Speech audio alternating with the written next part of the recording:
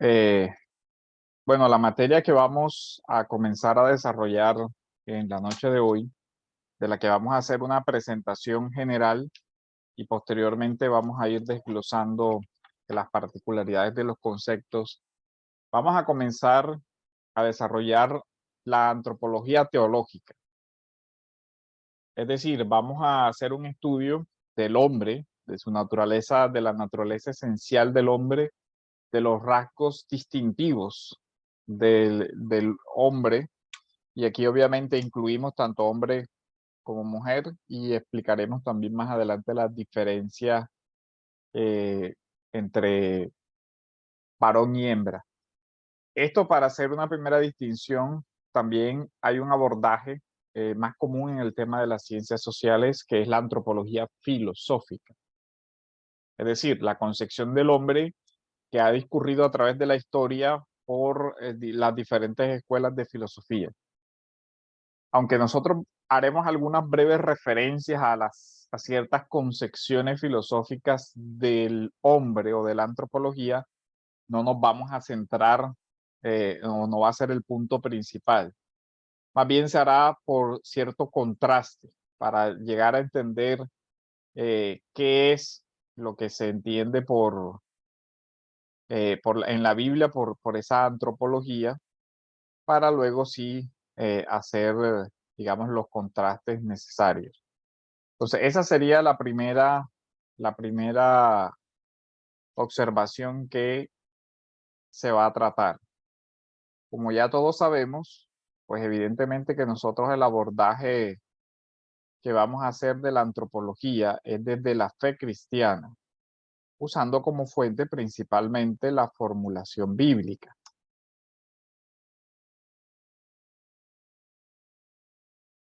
Eh, para introducir el tema, quiero que leamos el texto que está en el libro del Génesis, que evidentemente es un clásico y es lo que nos va a dar, digamos, como marco de referencia eh, de todo el curso. En el libro del Génesis, en el capítulo 1, versículos del 26 al 31, encontramos el relato de la creación.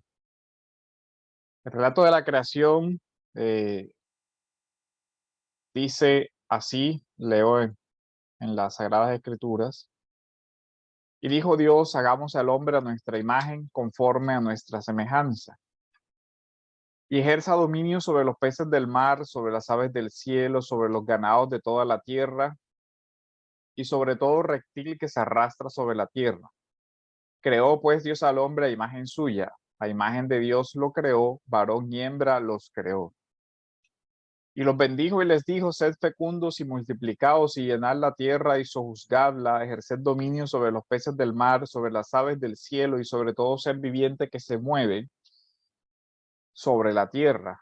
Y dijo Dios: he aquí, yo os he dado toda planta que da semilla, que hay en la superficie de toda la tierra, y de todo árbol que tiene fruto, que da semilla, os servirá de alimento. Y a toda bestia de la tierra, y a toda ave de los cielos, y a todo lo que se mueve sobre la tierra y que tiene vida, les he dado toda planta verde para alimento. Y fue así. Y vio Dios todo lo que había hecho, y he aquí que era bueno en gran manera, y fue la tarde y fue la mañana el sexto día. Entonces, en esta materia, ¿qué vamos a ver? ¿Cuál es la extensión o las implicaciones de la expresión imagen y semejanza? Ese es un punto. Entonces, vamos a ver qué significa que el hombre posee una imagen y semejanza de Dios. ¿Cuál es el alcance de eso? ¿Qué es lo distintivamente humano? Aquello que define al ser humano y que lo separa de las otras cosas que Dios creó, tanto las materiales como los animales. ¿Cuál es la jerarquía dentro de la creación?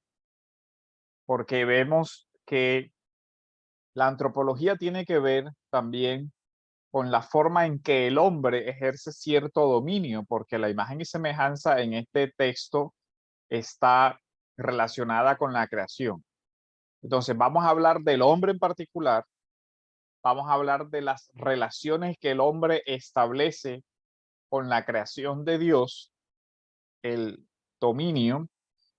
Vamos a hablar también de varón y hembra, es decir, las implicaciones de la sexualidad, la distinción entre varón y hembra, pero la similitud o igualdad que tienen los seres humanos al varón y hembra ser ambos portadores de esa imagen y semejanza. Entonces, digamos que vamos a ir haciendo unos círculos concéntricos. El individuo, vamos a extendernos al individuo en la primera sociedad, que es la familia, varón y hembra, al individuo en su rol o en el rol que Dios le asignó al hombre y a la mujer en su creación.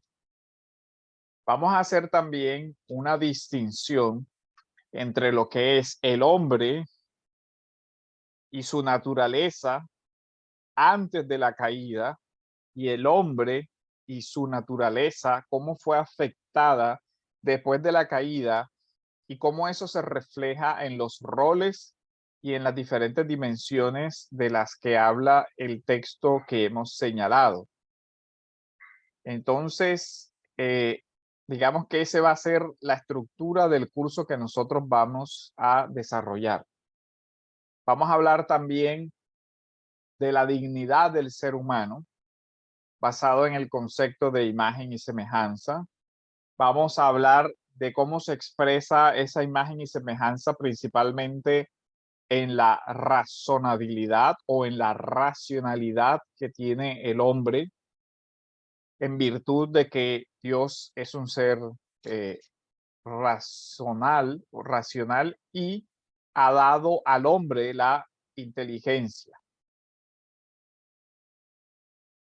El otro texto que nos va a servir de anclaje es el de Salmos, capítulo 8, versículos del 3 al 9, que son textos muy conocidos, pero que nos van a ayudar a entender la metodología desde la cual vamos a trabajar.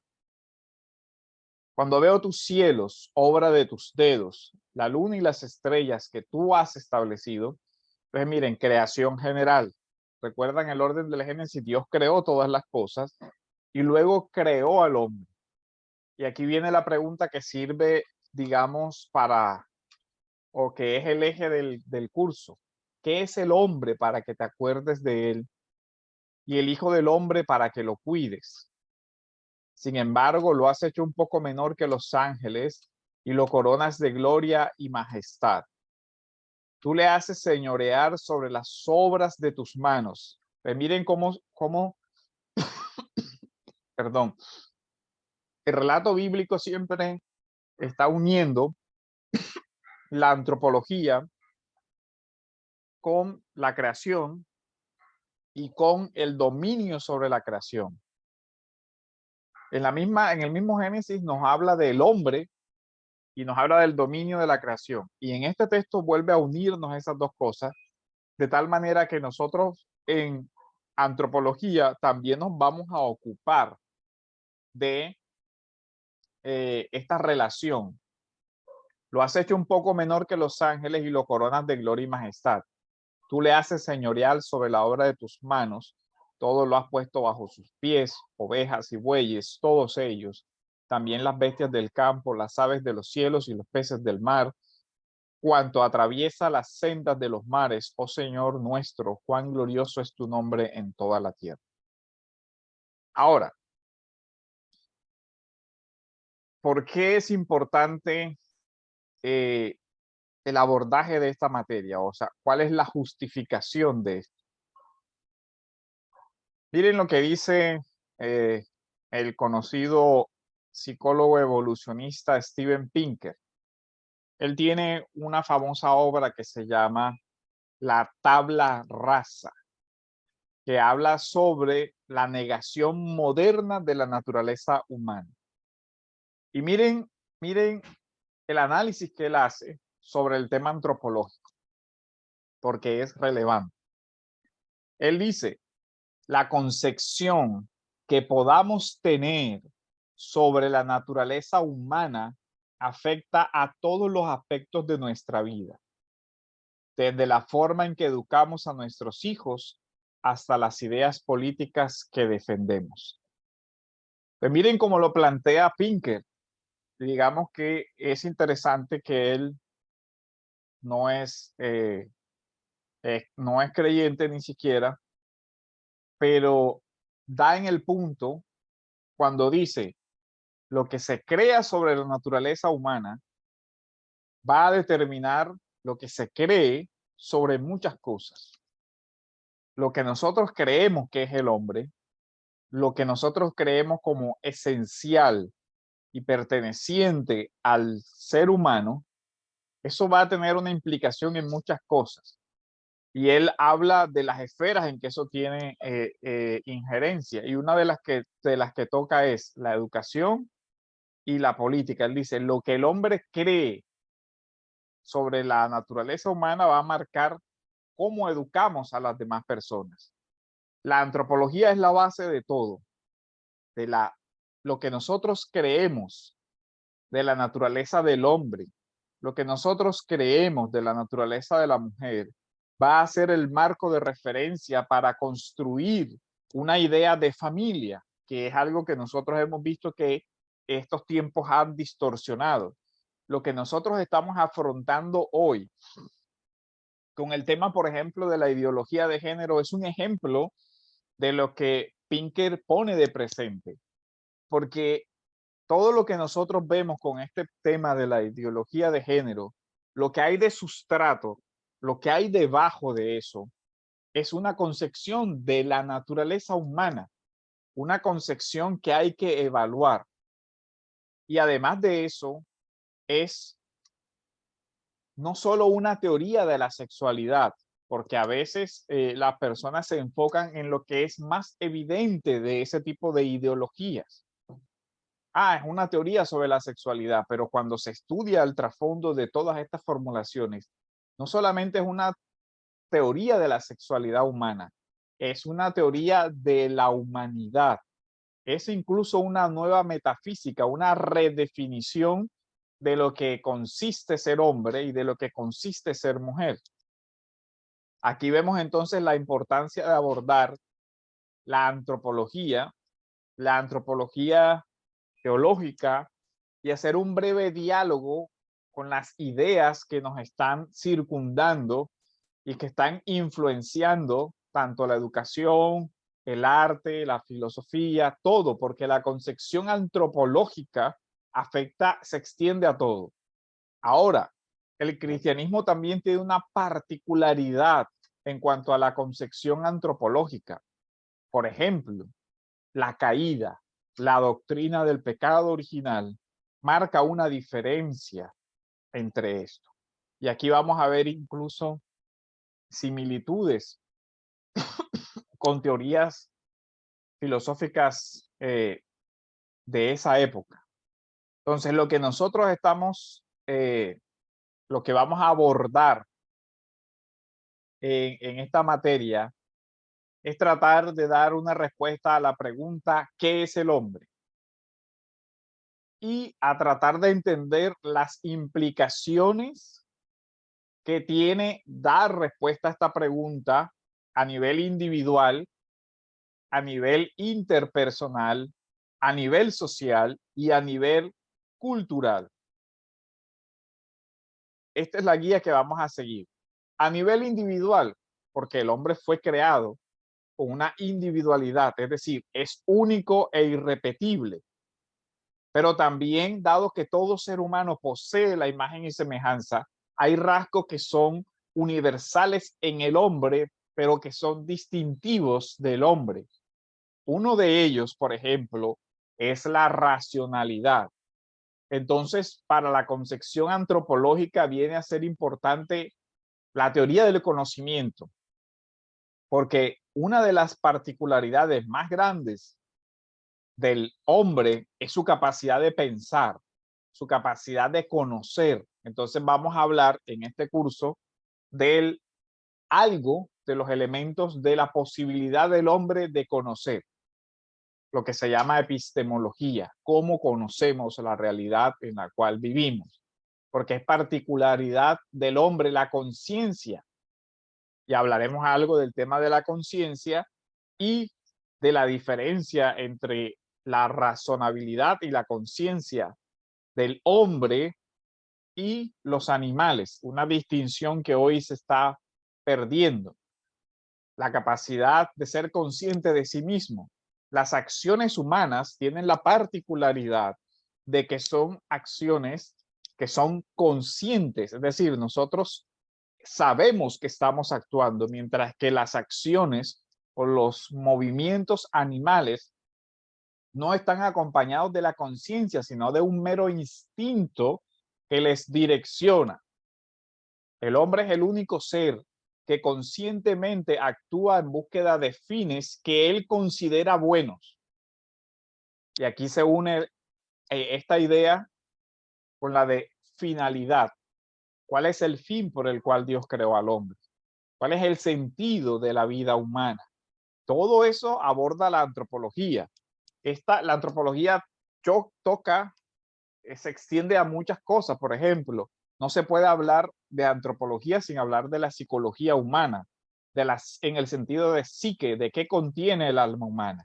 ¿Es el alma humana una tabula rasa o el alma humana tiene ciertos contenidos esenciales? Si hablamos de una naturaleza en el hombre, entonces podemos hablar de una ley natural en el hombre. Y si hay una ley natural en el hombre, hay acciones humanas que razonablemente son comprendidas por todos los hombres y en consecuencia exigibles como deber moral a todos los hombres, incluidos los que no son creyentes. Se puede dar fundamento a una ética mínima basada en la razonabilidad y en la naturaleza del ser humano, en que ese ser pueda derivar en afirmaciones de deber ser, es decir, podemos hablar de una ética basada en la naturaleza humana, podemos hablar de que haya acciones contra la naturaleza o contra natura, como lo describe Pablo en Romanos, y que esas acciones contra natura pueden ser comprendidas incluso por una persona que no tenga la ética revelada de la Biblia. Todo eso lo aborda la antropología. Todo eso, digamos, vamos a tratar de hacer un panorama sucinto de eso. ¿Cuál es la base de la relación entre el hombre y el hombre, de acuerdo a la antropología? Y sobre todo, ¿cómo es que el hombre se relaciona con Dios en virtud de su naturaleza, imagen y semejanza? Entonces nosotros vamos a ver que la adoración entra o tiene su sustrato en la antropología.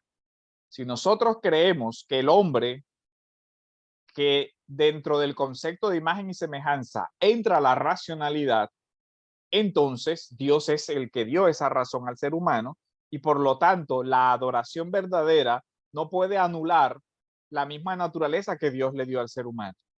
Y por eso encontramos que la escritura habla de un culto racional o lógico, como lo vemos en la carta a los romanos. Entonces vean cómo la adoración, la educación, la familia, las relaciones interpersonales, las relaciones sociales, basado en la antropología, nosotros podemos llegar a derivar una gran cantidad de principios sobre el orden social humano. Es decir, ¿qué fue lo que Dios le ordenó al hombre cuando le dijo ejerce dominio y sojuzga la naturaleza? La antropología aborda todo eso, porque la antropología aborda ese conjunto de relaciones entre el hombre y Dios, el hombre con sí mismo como ser consciente de sí mismo, que es una particularidad. Yo no solo pienso, sino que soy consciente de que pienso. Yo no solo soy consciente de la realidad afuera, sino de mi propia vida interior, de mis emociones, de lo que me afecta. Ese es el ser del hombre.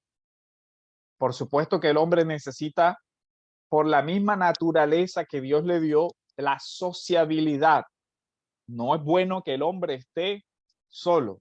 La primera institución de la sociabilidad humana es la familia, de acuerdo al relato. Pero también las familias necesitan relacionarse entre sí y entonces nace el orden social, el orden cultural, el orden político. Pero el orden social debería estar de acuerdo al orden natural de la antropología del ser del hombre. Si nosotros pretendemos construir un orden social contrario al orden natural del ser humano, vamos a tener una gran cantidad de conflictos en esa sociedad. Entonces ahí nosotros vemos cómo la antropología resulta la base de estudio para todo, absolutamente todo. Ahora, el abordaje que vamos a utilizar aquí es precisamente el de las escrituras, esa dimensión relacional. Miren que el famoso lema de Descartes hace énfasis en una distinción de lo que es la particularidad del ser humano. Pienso, luego existo. Es decir, la naturaleza, un elemento esencial y distintivo del ser humano es su capacidad de pensar. Pascal también lo formulaba. El hombre es una caña, el ser más frágil de la naturaleza, decía Pascal, pero es una caña pensante y en el pensamiento estriba su grandeza. Entonces, miren cómo la filosofía siempre consideró que lo distintivamente humano era la facultad de la razón, la razonabilidad, la inteligencia. Y nosotros vemos que es un atributo comunicable. Dios es un ser inteligente. Lo vemos reflejado en su orden creacional romano, ¿cierto? El hombre es un ser inteligente. ¿Por qué? Porque Dios le comunicó. Entonces, con relación al hombre, es importante entender o distinguir aquellas cosas que se denominan los atributos comunicables de Dios. Creo que ya dieron doctrina de Dios, ¿cierto? No, yo no.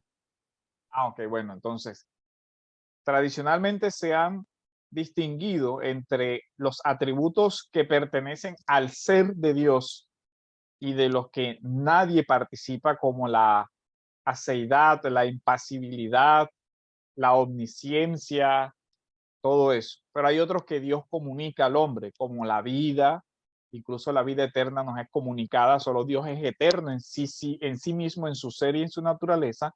Nosotros se nos es concebida esa vida eterna por la redención. Dios es amor en su esencia, a nosotros se nos da el amor como un don, la capacidad de amor como un atributo comunicable, la inteligencia como un atributo comunicable, así. Entonces el ser humano tiene una cantidad de atributos que le son distintivos. El relato del Génesis hace una distinción muy sutil entre el hombre y los animales. Cuando usted ve el Génesis, siempre va a encontrar que cuando se refiere a los animales, dice, hizo esto según su género, según su especie. Cuando se refiere a las plantas son según su género, según su especie. Pero cuando llega al hombre, dice conforme a su imagen y semejanza. O sea, hay una distinción entre las cosas que son de género y especie, aunque el hombre obviamente también hace parte, tiene género, hay una distinción, no se le dice género, se habla de imagen y semejanza para resaltar esa profunda diferencia entre el hombre y los animales. El ser humano es un ser consciente de su mundo interior y consciente del mundo exterior. Una de las cosas que distinguen al ser humano es la capacidad de comunicarse, ¿cierto? El lenguaje, y el lenguaje en sus diferentes dimensiones. El lenguaje unívoco, equívoco o analógico. Los animales no no tienen ese proceso reflexivo.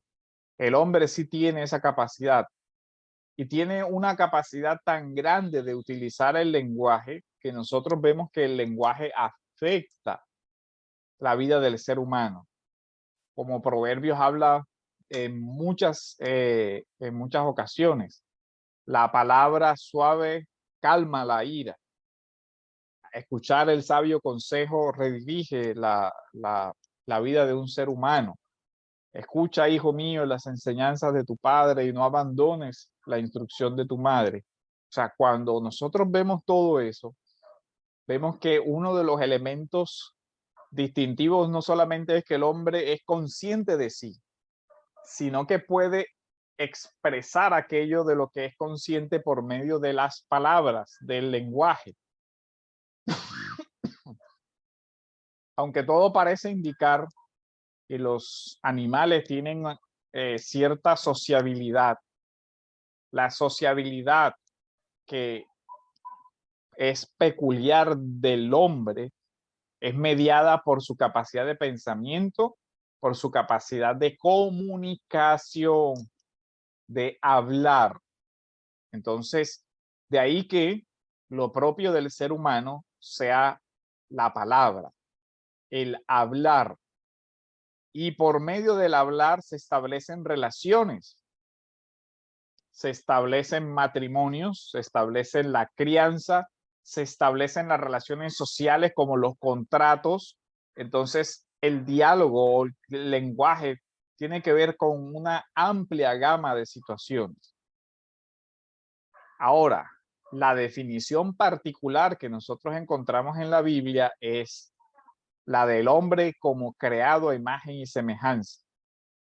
Y las implicaciones son muchísimas, como ya lo hemos visto.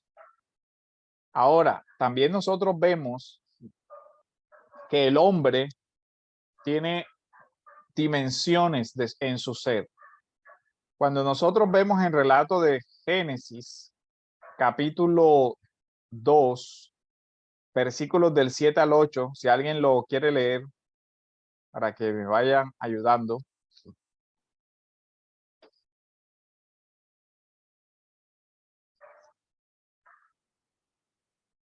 Génesis. Dice así, Génesis 2, del 7 al 8. Entonces, el Señor Dios formó al hombre del polvo de la tierra y sopló en su nariz el aliento de vida, y fue el hombre un ser viviente. Y plantó el Señor Dios un huerto hacia el oriente en Edén, y puso allí al hombre que había formado. Ok.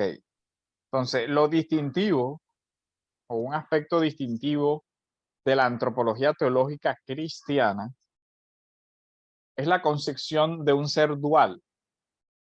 Un ser dual es decir, un ser que tiene una dimensión material, la corporalidad, y por eso dentro del estudio de la antropología no se puede dejar de lado el cuerpo, la concepción cristiana del cuerpo, que es muy diferente a otras concepciones.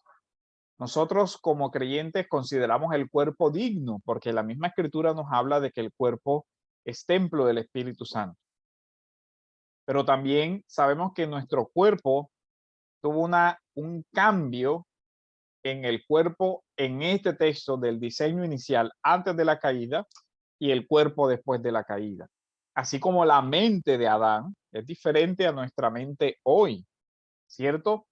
Y aquí este tema incluso se conecta con la escatología, porque ¿qué es lo que el hombre va a recibir en el futuro? Pues va a ser restaurado a su imagen inicial, a su creación inicial, a un cuerpo glorificado, como lo tuvo en un principio, y a unas facultades espirituales, mentales, emocionales, que tuvo en algún momento antes de la caída. Porque el concepto del hombre nuevo está mediado también por el hombre perfecto. La antropología cristiana tiene un punto de referencia único y es la encarnación de Dios como hombre. Por eso, en el estudio de la antropología, no podemos separar de aquello que aprendemos del verdadero hombre, es decir, Jesucristo, ¿cierto? Aquello que, porque Él es el arquetipo, el modelo perfecto de hombre. Entonces, aquí vemos la particularidad del enfoque antropológico cristiano. El hombre perdió las facultades de su imagen y semejanza en la caída, pero hay un hombre perfecto que nos muestra cómo son esa imagen sin daño, sin caída, y es Jesucristo hombre, toda vez que de él se dice que fue en todo hecho semejante a nosotros, pero sin aquello que nosotros tenemos, y es el pecado. Entonces, en la antropología cristiana también se necesita comprender adecuadamente la cristología. Entonces vemos cómo la antropología se relaciona con muchas cosas. Una correcta base escatológica necesita una correcta antropología. Una correcta concepción del hombre necesita una correcta cristología. Ejemplo, las ideas, por ejemplo, de una redención del alma con el abandono del cuerpo, que es muy común, lastimosamente, entre muchos hermanos, no tienen en cuenta que el mismo Jesús asumió un cuerpo para redimir aquel cuerpo también del ser humano, pues redime todo aquello que asume en sí mismo. Liliana. Pastor, una pregunta. Bueno, nosotros durante mucho tiempo, bueno, en mi caso, aprendimos que el hombre era un ser tripartito, alma, cuerpo y espíritu. Pero bueno, ya uno aprendiendo acá, pues nos damos cuenta que en realidad no es así. De igual manera, tengo una pregunta con relación a lo que dice Eclesiastés capítulo 12, esperemos un momentito. 3:21. El 12:7. Ajá. Eclesiastés 12:7. Dice que el hombre vuelve al polvo. Espérenme un momentico, yo lo busco. Proverbios y Eclesiastés.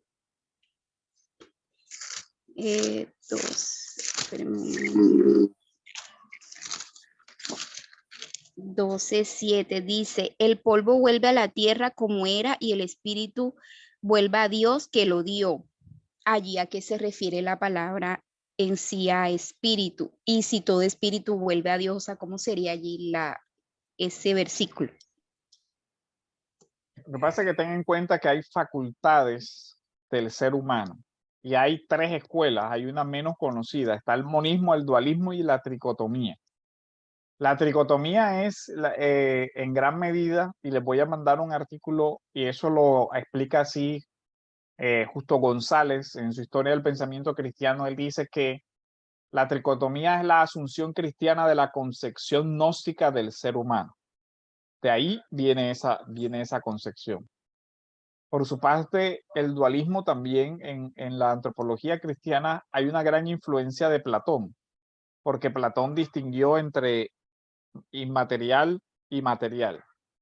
Los textos, cuando se habla de espíritu, en hebreo ruach neuma, se habla del aliento, el aliento de vida que Dios está formando.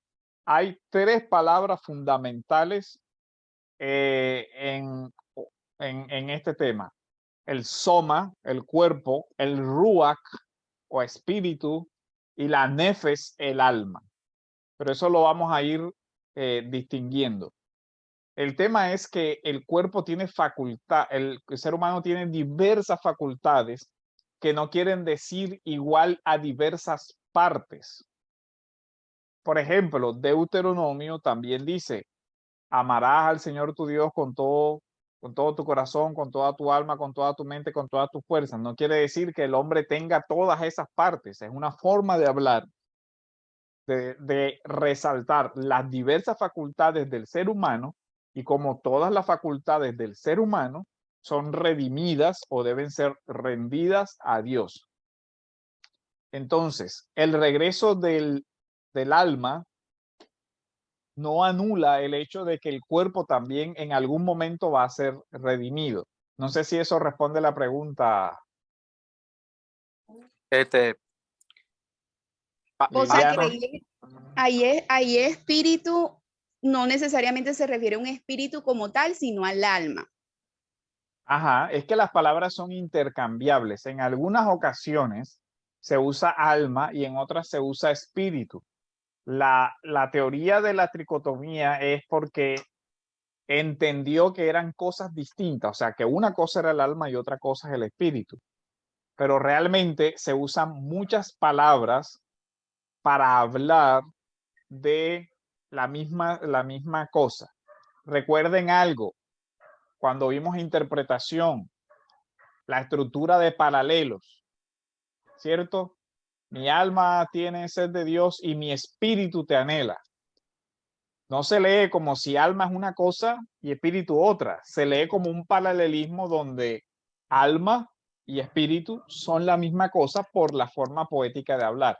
Creo que aquí se solucionan una gran cantidad de cosas. Sí,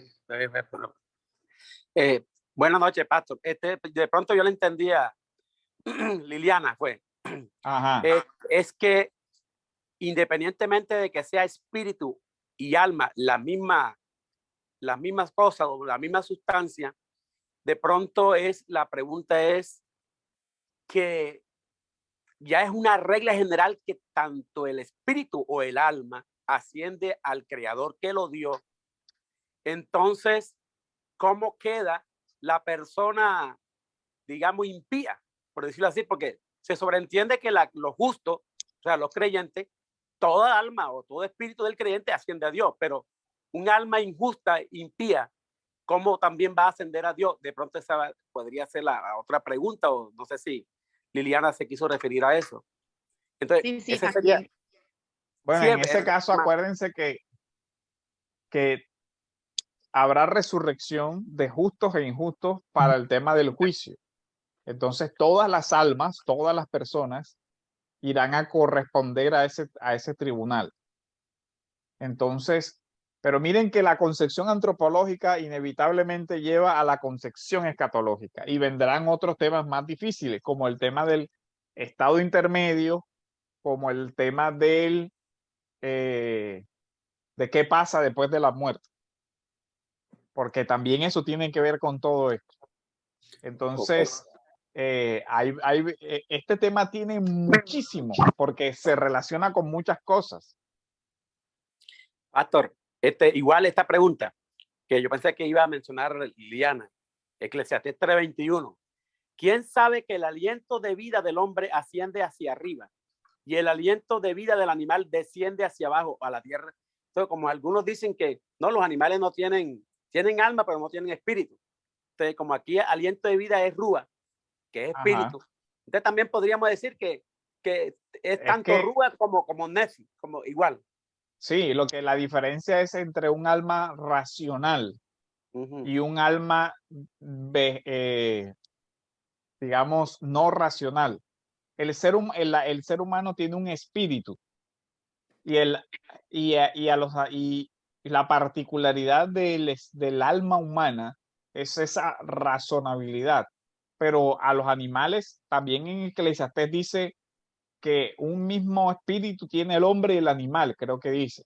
Sí. Pero ahí está la distinción, al animal, aunque del animal se habla que tiene un espíritu, del animal no se dice que tenga una imagen. ¿Sí ven? Sí. Pastor, la pregunta que iba a hacerle yo, que nosotros fuimos creados a imagen y semejanza de Dios. Y es más, lo dice en plural. Fue a nuestra imagen, ahí para denotar la Trinidad, me imagino. Pero, mami, contesta imagen. Pero la pregunta es, bueno, nosotros somos dualistas, ¿verdad? Bipartistas. Ajá. Ya nosotros ya lo hemos mantenido aquí con los reformados.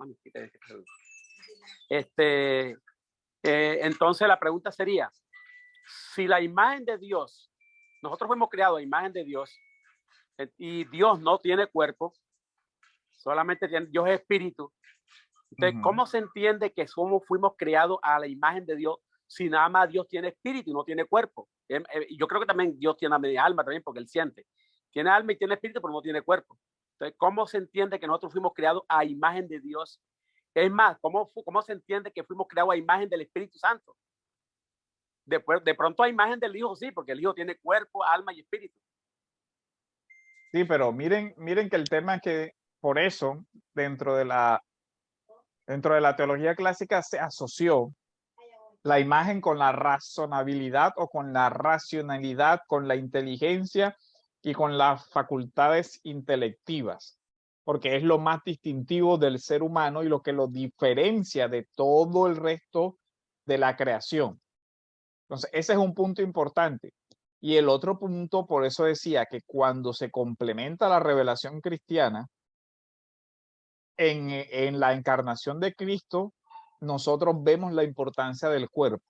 Por eso hay algunas escuelas en el mundo cristiano que, digamos, tienen un concepto negativo del cuerpo más semejante al platonismo, que decía que el cuerpo es una cárcel del alma, porque en el cuerpo es donde ellos dicen que reside, digamos, su concepción de la caída.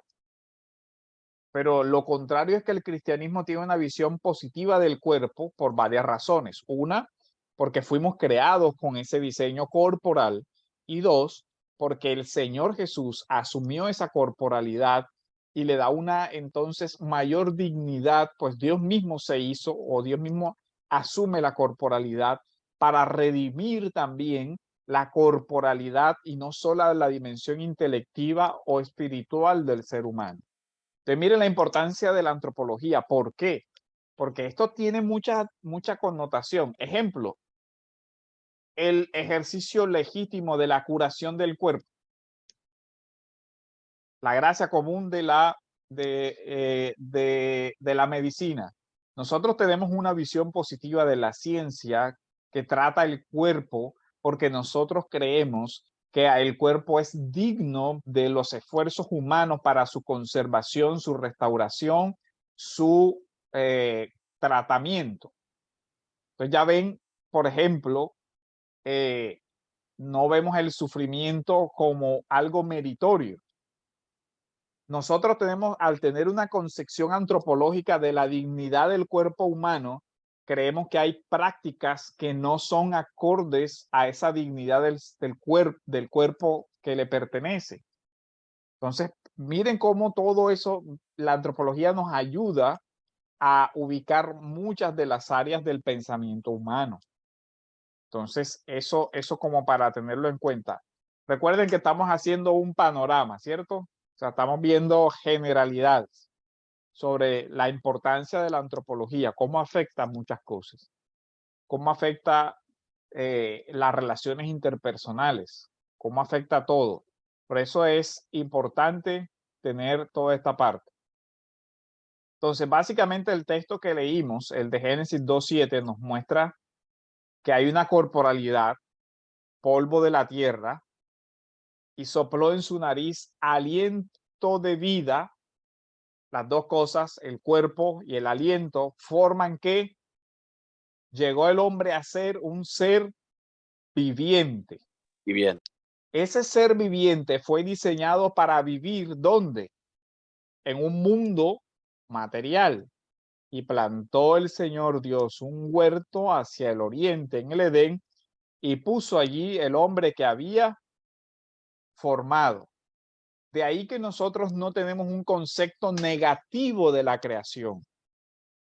Y de ahí que dentro de la escatología cristiana se une el ser o el ser humano al ser a las demás cosas que fueron creadas. Miren que cuando Romanos habla, dice la creación gime esperando la redención gloriosa de los hijos de Dios. ¿Por qué? porque junto con la creación, con la redención del hombre, también vendrá la redención de ¿qué cosa? De la creación. ¿Ya ven? ¿Por qué? Porque el hombre, Dios lo creó para vivir en esa creación que él había diseñado desde el principio. Entonces miren la unión que hay siempre, escatología, antropología, escatología, cristología y la mayordomía del cuerpo. Nosotros le damos una dignidad al cuerpo, aún el cuerpo sin vida para el cristianismo es valioso. Por eso usted ve que una de las formas de las sanciones más severas en la Biblia era el no poder darle sepultura al cuerpo. Ya vemos de dónde surge la concepción occidental de la sepultura, porque creemos que el cuerpo aún, el cuerpo en donde hay la ausencia de ese espíritu de vida, pertenece a una persona. Y en ese sentido nosotros hablamos de honras fúnebres. Se honra a esa persona, digamos, enterrando adecuadamente ese cuerpo. Y vemos por eso que la Biblia habló de sentencias lapidarias cuando no se daba ese entierro. Por ejemplo, una cosa muy terrible era que el cuerpo fuera despedazado por animales y todas esas cosas, porque hay una concepción del valor del cuerpo como una creación de Dios. Y eso hay que tener mucho cuidado porque se está perdiendo esa concepción del valor del cuerpo. Y ahí la antropología tiene mucho que ver. Por ejemplo, el cuidar nuestra alimentación, el hacer ejercicio. Alguien lo ve como algo no espiritual, ¿no? Pero no, porque hace parte de la mayordomía y el cuidado del cuerpo. Ya ven que es propio de la antropología cristiana, cuidar el templo del Espíritu Santo. Y eso tiene implicaciones en muchas áreas. Cualquier cosa que atente contra la dignidad no es propia de la concepción cristiana del cuerpo. Hace falta mucho, miren, es uno de los temas que hace falta mucho abordar a nivel de la teología cristiana. De hecho, hay pocas obras sobre la teología del cuerpo, ¿saben? Es como un tema olvidado. Todas las obras se enfocan en el tema de la redención, de la salvación del alma, de todo eso, pero poco sobre el tema de la antropología en la parte de la corporalidad. Siempre tira hacia la parte de la espiritualidad, de la inmaterialidad, de lo que eso implica. Pero esta otra parte también es importante. Entonces, en el curso vamos a desarrollar algo, no mucho, del tema de la corporalidad, de la mayordomía, el aliento de vida, ese soplo que viene de Dios y que estaríamos hablando de esa dimensión espiritual. Así vemos que el hombre tiene además de la dimensión material, también una dimensión intelectual. En esto hay una concepción muy importante. Cuando hablamos del hombre, nosotros no creemos que el hombre sea simplemente una máquina biológica. Es decir, nosotros no tenemos una concepción materialista del hombre y eso distingue muchas cosas. Nosotros no creemos que el hombre sea una mera máquina y eso tiene muchos aspectos éticos relevantes. Por ejemplo, para ciertos tratamientos que tratan con el cuerpo como si simplemente fuera un pedazo de carne. No, nosotros vemos una dimensión espiritual unida, inescindiblemente unida a la dimensión espiritual y que uno afecta al otro. Si vemos, mientras callé, se envejecieron mis huesos, dice el Salmo. ¿Qué nos está diciendo? La dimensión espiritual, mi condición espiritual, mi pecado afecta el cuerpo, y lo contrario también es cierto. Cuando estoy enfermo, cuando estoy exhausto, eso también afecta mi dimensión anímica. Ambas cosas están unidas. Yo no puedo separar mi condición de corporalidad de mi espiritualidad. No es lo mismo el cuerpo enfermo y su disposición de ánimo o interior al cuerpo sano. No es lo mismo el sufrimiento mental o espiritual que se traduce también en afectaciones del cuerpo.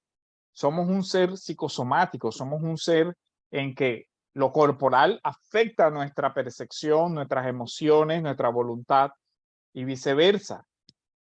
Nuestra condición espiritual, nuestra condición intelectual, el estado de nuestra mente también afecta a nuestro cuerpo.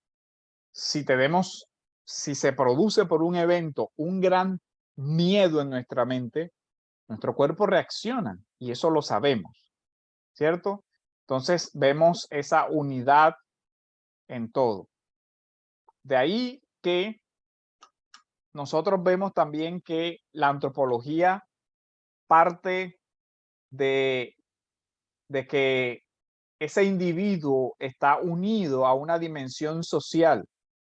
Somos creados a imagen y semejanza, pero esa imagen está presente no en uno, sino en todos, y eso nos da una dimensión de una fraternidad universal. Todo ser humano debe ser tratado con la misma dignidad, independiente del color de su piel o de cualquier otra cuestión accidental. Todo ser humano, hombre y mujer, tiene una igualdad esencial. Note algo, cuando hablamos de igualdad esencial, estamos hablando de esa igual dignidad, no igual en todos los aspectos. ¿Cuáles aspectos no son iguales? Es evidente que la corporalidad del hombre no es igual a la corporalidad de la mujer. Entonces, ¿qué tenemos? Tenemos una complejidad. Hay cosas en las que somos iguales, hay cosas en las que somos semejantes y hay cosas en las que somos evidentemente diferentes y que no podemos desconocer. No podemos desconocer tanto los aspectos cerebrales, que hoy la endocrinología ha descubierto la diferencia entre cómo razona hombre, cómo razona mujer, tampoco la feminidad natural de la mujer, la fuerza física diferente en el hombre y en la mujer. Pero ambos son poseedores de la imagen y en cuanto poseedores de la imagen conservan una identidad y una dignidad igual para todos. Y eso tiene muchas implicaciones sociológicas. Hombre y mujer deben ser tratados con el mismo respeto. Hombre y mujer se le deben conceder los mismos derechos, el mismo derecho a la vida, el mismo derecho a la libertad, el mismo derecho a la expresión, el mismo derecho a tomar las decisiones que le competen sobre su propia vida a nivel social. O sea, el fundamento de la igualdad de derechos, está derivado de la igualdad en la imagen y semejanza que poseen tanto el hombre como la mujer. Entonces, miren que a partir de esta concepción de imagen y semejanza, Occidente construyó el fundamento de sus derechos incluso, de las relaciones humanas. Eso es ven cómo desde esa idea la antropología ha dado muchísimo. El hombre, entonces, es un ser creado, y aquí viene la primera relación, ¿cierto? Dios creó al hombre, entonces el hombre es un ser, pero es un ser creado. Ahora, hay una creación que le dio la facultad de la racionalidad y la facultad de la acción humana. Entonces, el hombre es primero un ser creado a imagen y semejanza. Entonces tiene una relación con Dios. Pero tiene una relación con Dios en la que Dios le permitió conocer su creación y conocerlo a él en virtud de la racionalidad y le concedió un poder actuar o un poder hacer. 6 días trabajarás y harás toda tu obra. Ejercerás dominio sobre la creación. Y miren cómo la antropología ahora está relacionada con el hacer del hombre en el mundo, con lo que el hombre debe hacer en el mundo, ejercer dominio, ejercer mayordomía, construir ciudades, construir cosas, la ciencia, el desarrollo, todo aquello que le permita al hombre domar la creación y utilizarla para sus fines. La pregunta es, ¿cuáles son los fines que debe considerar el hombre en su actuar? ¿De dónde se sacan los criterios de fines? ¿O de dónde se sacan los criterios éticos para lo que el hombre va a hacer, o para el trabajo que va a hacer, o para el dominio que va a ejercer? De la escritura. Ahí está el tema. Entonces vemos cómo la antropología tiene unas implicaciones sobre muchas cosas. Particularidades. Cuando hablamos de un ser viviente de Génesis 2:7, estamos hablando de un ser que tiene capacidad de conocer, tiene capacidad de aprender por los sentidos, tiene inteligencia y sabiduría que vienen de Dios por esa imagen. Y el lenguaje es la expresión de esa imagen y semejanza, porque Dios habla, el hombre habla, ¿cierto? Dios se comunica al hombre por medio de la palabra, porque previamente le había dado la facultad del lenguaje al ser humano también. Entonces vemos cómo eso es importante. Tiene una gran trascendencia. Es un ser espiritual. ¿Por qué? Porque tiene la capacidad o fue dotado para relacionarse con su creador. Ahora, en Génesis, la relación con el creador se daba cara a cara, ¿cierto? Dice que el hombre hablaba con Dios cara a cara. Pero la antropología cambió, el ser humano cambió como efecto de la caída.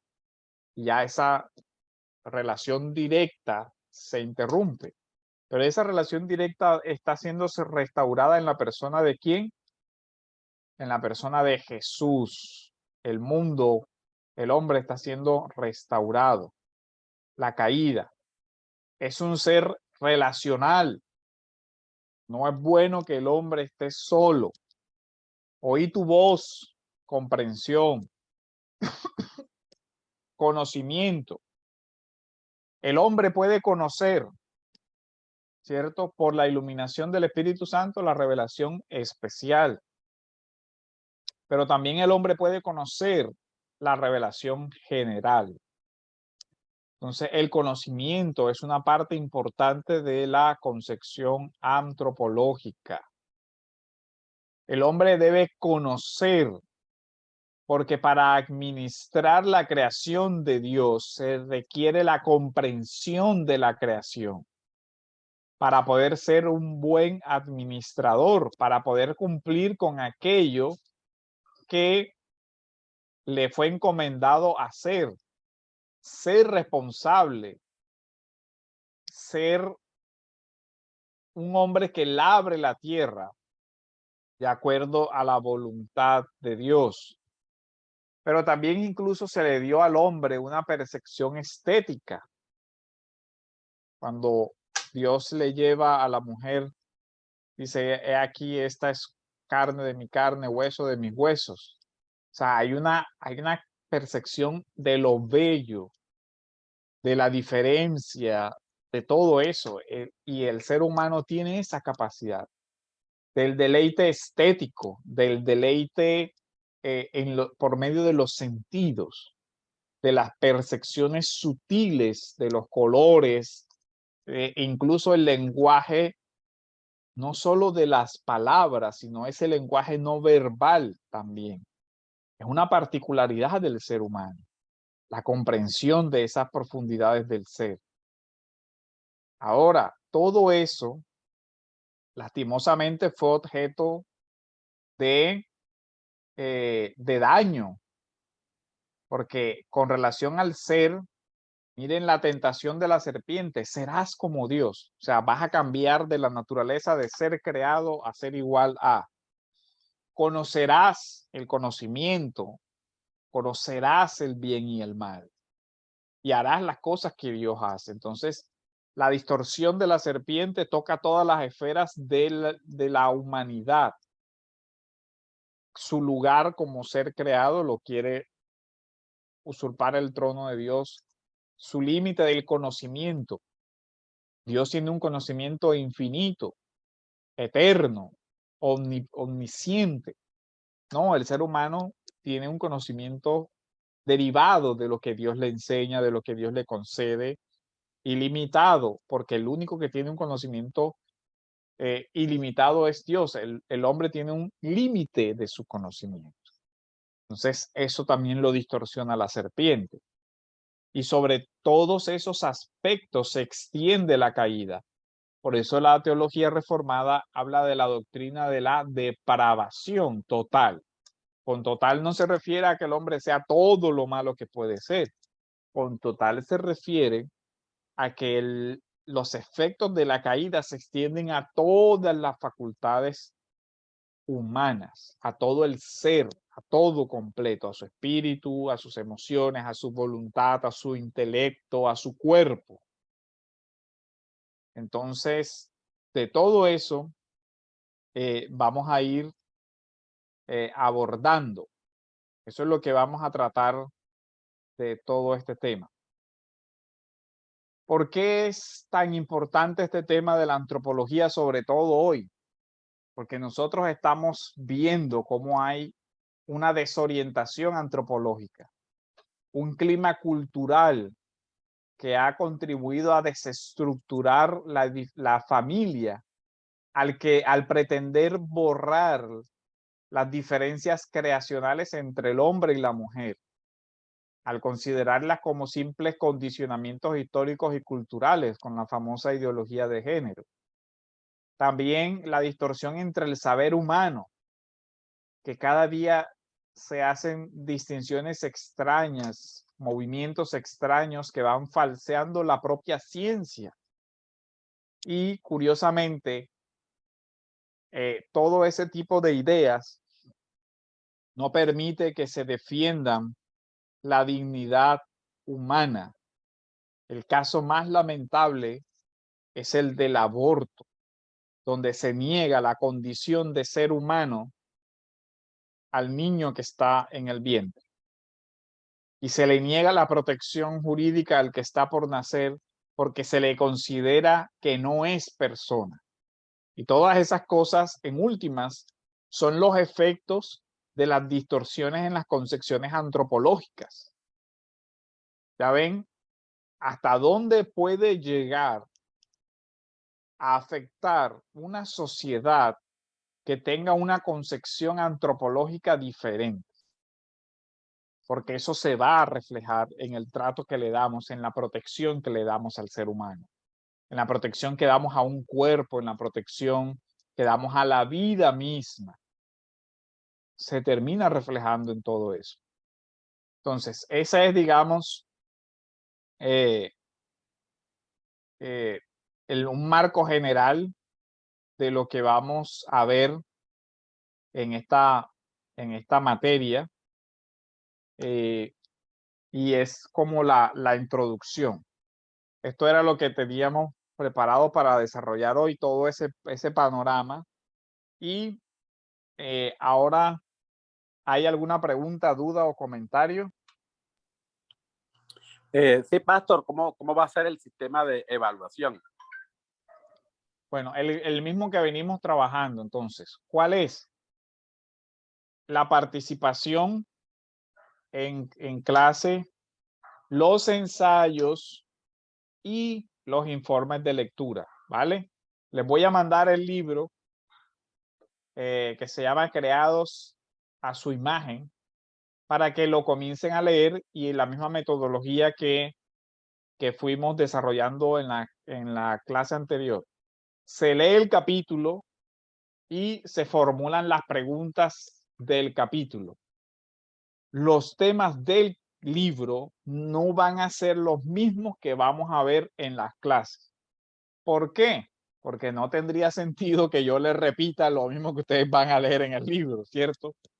Para esa gracia leyeron el libro y ya dieron la materia. El libro es complementario, es decir, vamos a ver muchas cosas, unos temas en la materia, y el libro les va a servir de base para la comprensión de todo eso. Por eso es importante que lean el libro, porque yo voy a suponer en las clases que lo leyó. Y si no lo ha leído, pues se le va a hacer más difícil entender ciertas cosas. Ok, el libro entonces es complementario y es importante que lo vayan leyendo los capítulos. Ahora mismo se los voy a pasar para que comiencen leyéndolo. ¿Vale? Álvaro. Álvaro, tienes la mano levantada, ya puedes participar. Tienes el micrófono cerrado.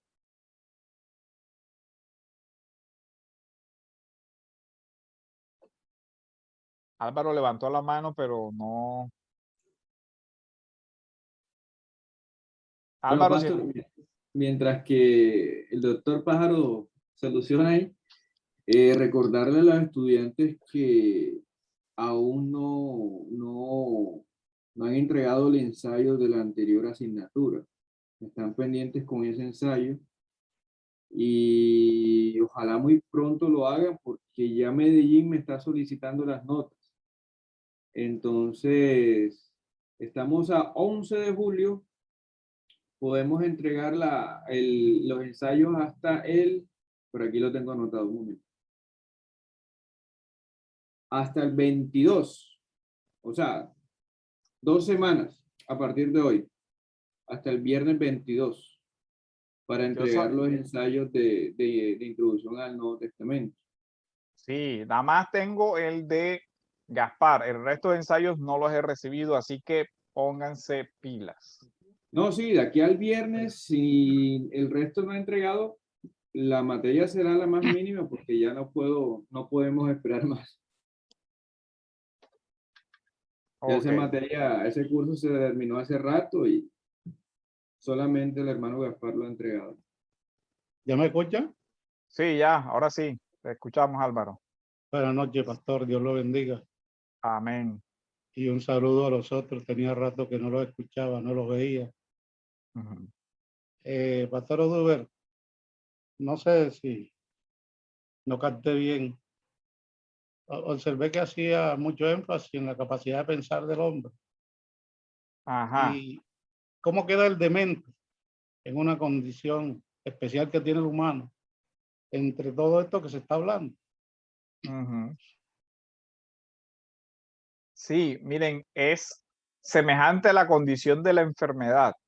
La persona enferma no pierde su dignidad, sigue siendo un ser humano que debe ser protegido y objeto de todos los cuidados posibles para o mitigar su sufrimiento o lograr, de ser posible, la restauración de la sanidad.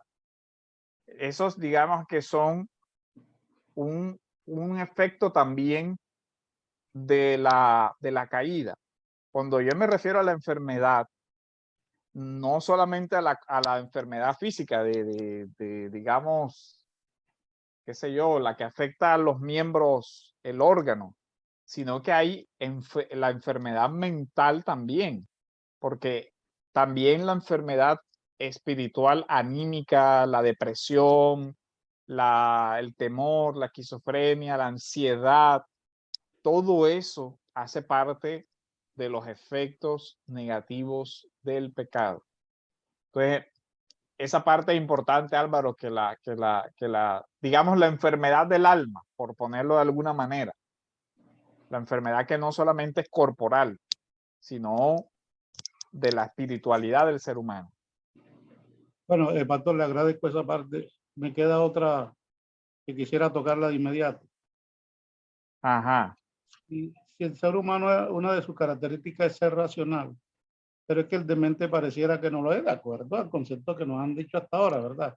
En ese Ajá. momento como que no es racional. ¿Cómo se explica esa parte también? Porque, miren, hay algo que es interesante, ¿verdad? Uno ve a una persona en estado de demencia, pero tienen como un principio de racionalidad, es decir, comen, normalmente no se le tiran a los carros así, o sea, uno ve que hay como unos elementos básicos de conservación. O sea, que algo queda en ese ser humano que todavía le une a los principios básicos de supervivencia. Entonces, el ser humano cuando cayó, perdió, o sea, su imagen fue, digamos, golpeada, pero no borrada. Y uno ve todavía en personas que llegan a esos extremos de pérdida de sus facultades, pero que conservan como ciertos atisbos de esa racionalidad. Pero son de los temas más complejos, ¿ah? El estado de demencia. Ahora, nosotros creemos evidentemente que Dios puede sacar a alguien del estado de demencia. De hecho, aquí hay un testimonio famoso en Barranquilla de un señor, ¿cómo es que se llamaba? El loco vitrina. Así, ese. Que por lo menos hasta donde yo sé, la historia fue real. O sea, realmente hay testigos de que su estado mental era bastante, o sea, bastante crónico, bastante, y él parece que fue restaurado a su conciencia. Los casos de locura de los que yo me acuerdo, bueno, el del rey que fue una sanción divina. ¿Te acuerdas, Álvaro, de Nabucodonosor? Claro, claro. Pero el estado de demencia por enfermedad también lo conoce la Biblia, y la demencia senil también la registra la Escritura, ¿cierto? Ya anciano, ya pérdida de capacidades y toda esa parte. Por eso decimos que es un rasgo distintivo, digamos, de división entre el hombre y el animal, pero no es el único. Porque la capacidad, por ejemplo, de percepción estética que tiene el ser humano, de disfrutar de lo bello, es otra cosa también interesantísima. Entonces, hacen falta, en la literatura cristiana, hacen falta abordar esos temas. Por lo menos yo no conozco ningún documento, bueno, tampoco es que haya buscado específicamente el tema, pero en las obras de antropología poco se habla de la locura, Álvaro, ¿sabes? Ahora que me haces caer en cuenta de eso, poco se habla de eso. Sería un ensayo interesante, ¿sabes? Bueno, el pastor le agradezco, pero también pude tener esta oportunidad para saludar a los hermanos. Bueno, muchas gracias. Ok. Bueno, entonces este es como el marco, digamos, aéreo. Ya después le voy a mandar el libro, le voy a mandar el plan de curso, y ya ahí pueden ir trabajando. El ensayo, por favor, desde ahora, el mismo ejercicio que hicimos, vayan pensando su ensayo, me lo envían, yo miro si tengo algún material que les pueda servir, o si les puedo dar alguna orientación, o si les puedo decir, mira, conozco este material que habla del tema que tú quieres investigar, para ir trabajando durante el curso y que no les quede pesado ir a hacer el ensayo solamente al final, sino que lo podamos ir construyendo en el transcurso del curso. Que usted vaya escribiendo, yo le voy retroalimentando, mire, te conseguí este material, o mira aquí, o examina esto, pule acá, y que no sea tampoco que que la revisión sea la última y ya, ¿ok? Entonces esa parte es importante.